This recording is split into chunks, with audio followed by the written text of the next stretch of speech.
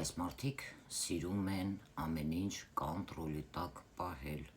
աշխատում են մեծ մասշտաբների հետ և այս մարդիկ հենց այնպես չի, որ հայտնվում են մարդկանց կյանքում։ Օրինակ, եթե դու ինչ-որ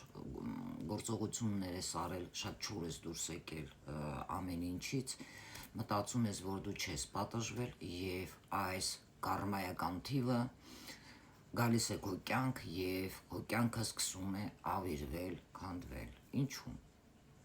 Հարց ձեզ։ Այսինքն, եթե դուք չեք պատժվել, այս թիվը երբ հանդիպում է ձեր կյանքում, սկսվում է ավիրվել ձեր կյանքում ամեն ինչ։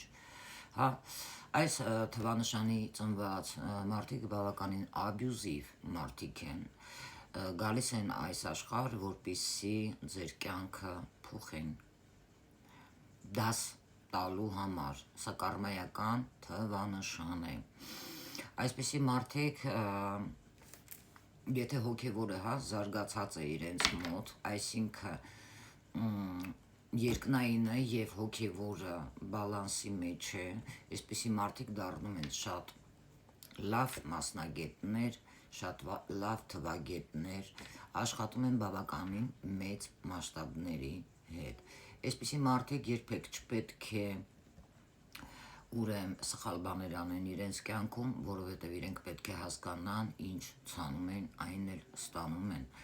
Պետք է միշտ լինեք արդար։ Եթե դուք օրինակ ինչ-որ պրոդուկտ եք ստեղծել և այսպիսի մարդիկ ունեն բիզնես, մեծ պրոդուկտ են ստեղծել, դուք պետք է լավ վճարեք մարդկանց, որպեսզի նաև ձեզ գումար գա։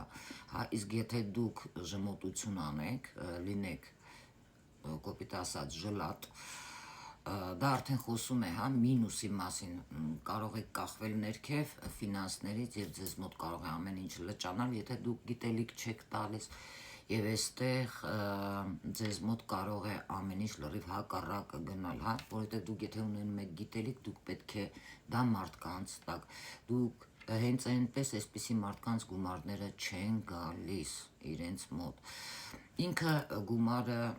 մեծ կապ ունի անսահմանության հետ և դրանք այն մարդիկ են, ովքեր ծնվել են 8-ին, 17-ին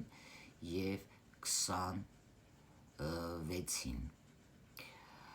Դուք պետք է այդ հարցում մի փոքր ուշադիր լինեք և դրական օգտագործեք ձեր թվանշանները։ Այս մարդիկ ինչ մտածում են երեսին, այն էլ ասում են։ Դա դուր է գալիս շատերին, թե ոչ։